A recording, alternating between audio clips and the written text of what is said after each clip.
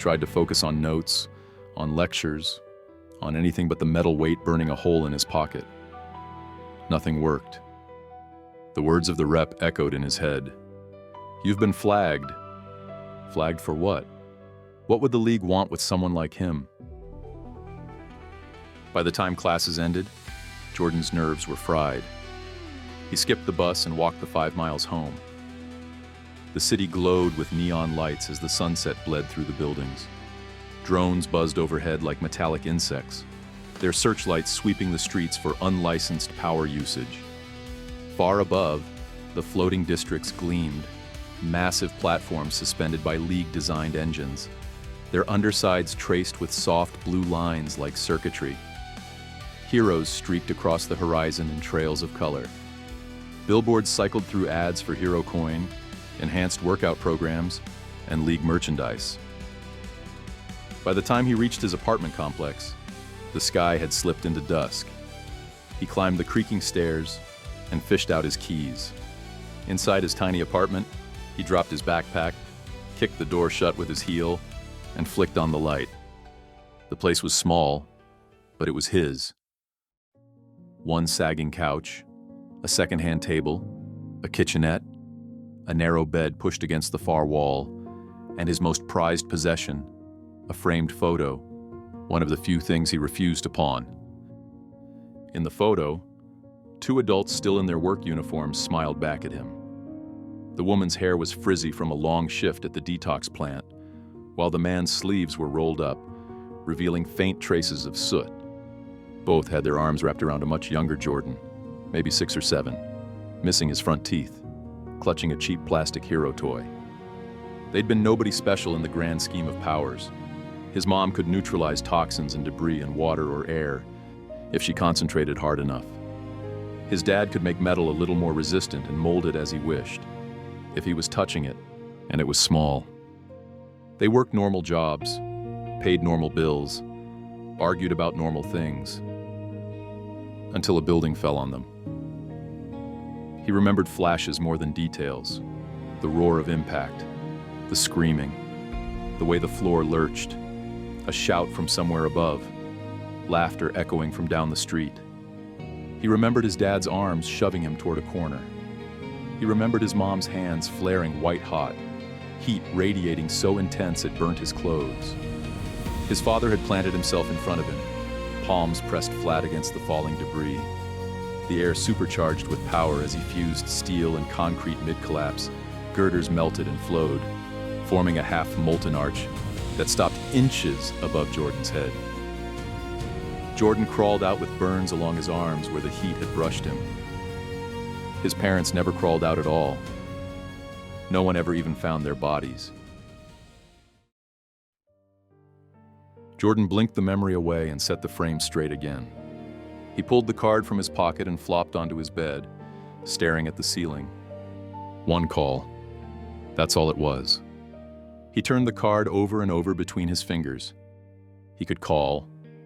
He could not. If he ignored it, nothing would change. He'd keep working shifts, scraping tuition together, and burning through cheap alarm clocks. He could pretend it had never happened. Convince himself it was a prank, a case of mistaken identity. But he knew better. The league didn't make casual mistakes like that. He thought about the kids he'd grown up with in the group homes after his parents died, how they'd argue over which hero they'd be, what powers they'd want, who'd be the first to get noticed.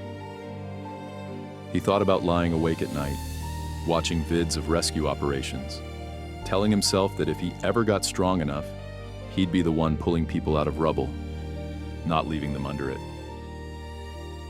All right. He said to the empty room. Worst case scenario, I embarrass myself in front of actual heroes.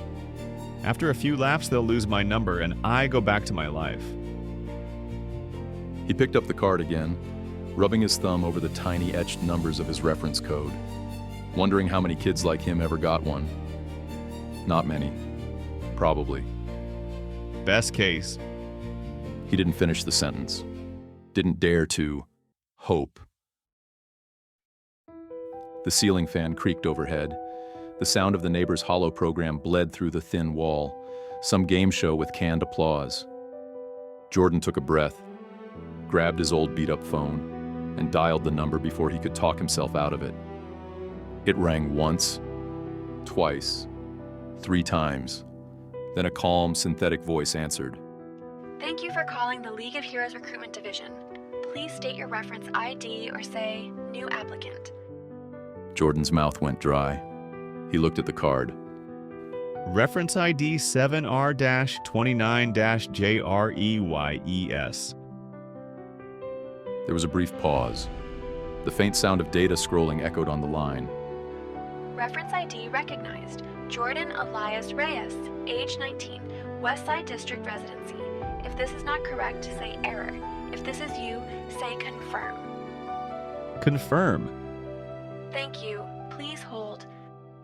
Voice recognition confirmed. Hello, Jordan. You have been flagged for evaluation. If you wish to schedule an intake screening as a potential hero candidate, say yes. If you do not wish to proceed, you may hang up at any time. He could stop. Yes. Request accepted. Do you consent to location tracking and power monitoring during this period? His pulse skipped.